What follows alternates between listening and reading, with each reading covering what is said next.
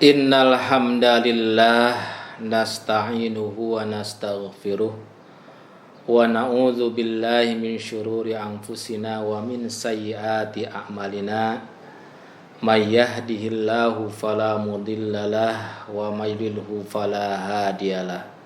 Asyhadu an la ilaha illallah wa asyhadu anna Muhammadan abduhu wa rasuluh.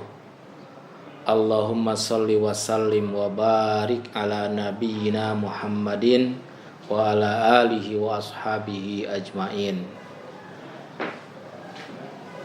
Para pemirsa PPI 69 TV yang saya hormati, ya alhamdulillah kita bertemu lagi ya dalam acara Siraman Rohani di bulan Ramadan ini,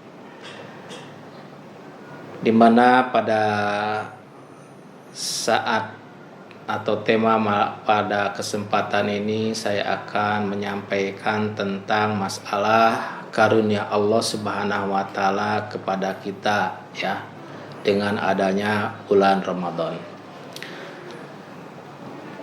Para pemirsa PPI 69 TV yang saya hormati, manusia merupakan makhluk Allah yang terikat dengan waktu dan tempat.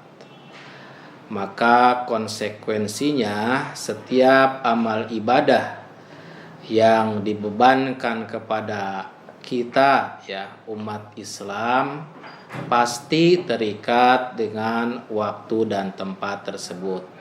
Nah,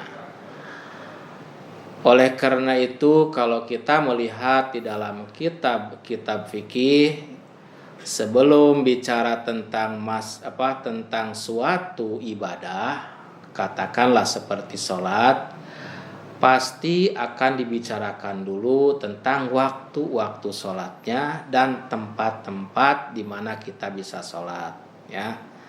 Contohnya umpamanya tentang waktu-waktu sholat. Duhur itu mulai kapan ya, berakhirnya kapan, demikian juga asar dan seterusnya. Demikian juga dibicarakan juga sebelumnya tentang tempat-tempat yang kita bisa sholat padanya dan tempat-tempat yang kita tidak boleh sholat padanya. Ya, contohnya umpamanya kalau sholat secara umum ya seluruh permukaan bumi, seluruh tanah itu bisa dipakai untuk sholat, tapi Rasulullah ya mengatakan bahwa tidak boleh sholat umpamanya di tempat yang kotor ya, seperti kandang unta kan, tempat pembuangan sampah, demikian juga umpamanya di atas Ka'bah ya.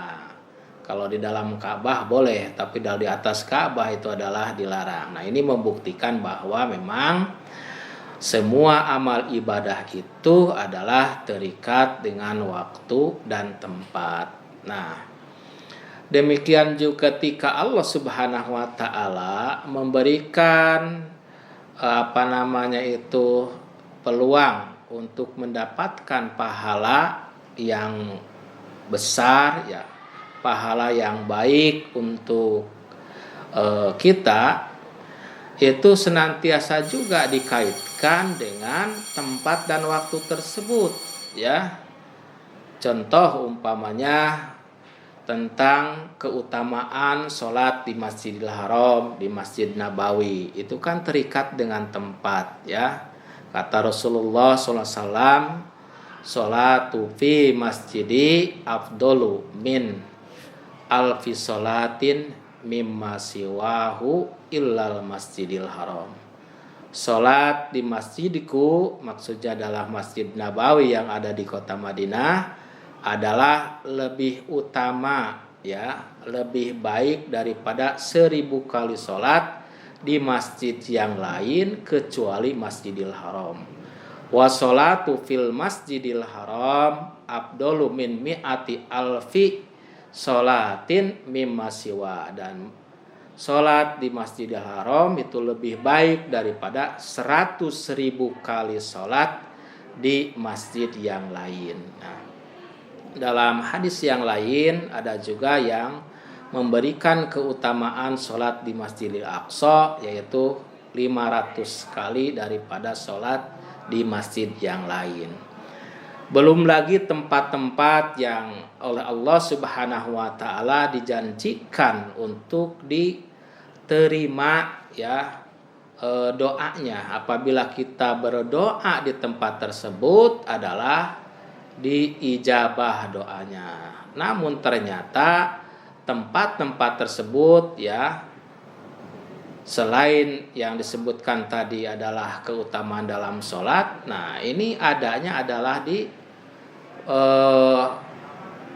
kota suci ya, baik itu yang ada di Mekah maupun yang ada di Madinah. Nah, contoh umpamanya di Mekah ya, itu ada doa-doa yang mustajab itu ya, diantaranya adalah di Hajar Aswad ya, di Rukun Yamani, kemudian di Hijir Ismail ya, kemudian di belakangnya Maqam Ibrahim, di Sofa, di Marwah ya, kemudian juga di Arafah. Nah, ini adalah tempat-tempat yang mustajab. Nah, kalau di Madinah disebutkan di dalam hadis itu adalah di Raudhah ya. Raudhah itu dulunya adalah tempat di antara rumah Nabi dengan mimbar Nabi di Masjid Nabawi. Itu adalah sebagai tempat juga mustajab, tempat yang doa itu dijabah oleh Allah Subhanahu wa taala. Nah, kalau seandainya ya Allah memberikan itu keutamaan hanya bagi tempat saja, maka hanya orang-orang yang mampu berangkat ke tanah suci saja, orang yang mampu berangkat untuk umroh dan haji saja yang mendapat kesempatan mendapatkan pahala yang banyak ya, mendapatkan pahala sholat di Masjidil Haram yang 100.000 kali lebih baik dari masjid lain, mendapatkan umpamanya 100.000 kali kebaikan di sholat di Masjid Nabawi dan lain-lainnya. Tentu saja mungkin bagi mereka yang tidak mampu untuk berangkat ke ke tanah suci, nggak ada kesempatan. Nah, maka dengan adanya bulan Ramadan ini adalah bukti bahwa Allah Subhanahu wa taala ya memberikan ya peluang juga kepada orang-orang yang tidak mampu atau belum bisa berangkat ke tanah suci ya, untuk bisa mendapatkan pahala-pahala yang disediakan oleh Allah ya. Karena yang namanya bulan Ramadan itu kan ini adalah bulan yang istimewa kalau dibandingkan dengan bulan-bulan yang lain ya. Di antaranya adalah dengan dilipat gandakannya pahala-pahala apabila kita melaksanakan ibadah pada bulan Ramadan tersebut ya.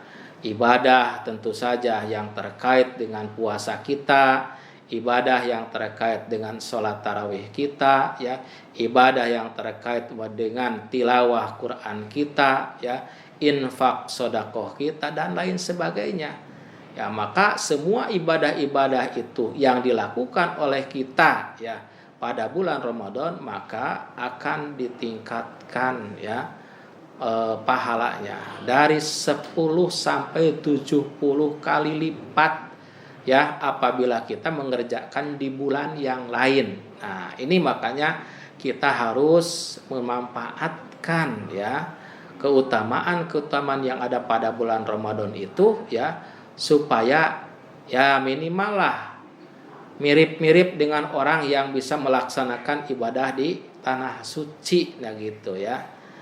Nah, belum lagi umpamanya bahwa pada bulan Ramadan ini kan sebagai bulan maghfirah, ampunan dari Allah Subhanahu wa taala. Dalam satu hadis Rasul mengatakan as-shalawatul khamsu wal jum'atu ilal jum'ati wa ramadhanu ila ramadhana kaffaratun lima bainahuma ya.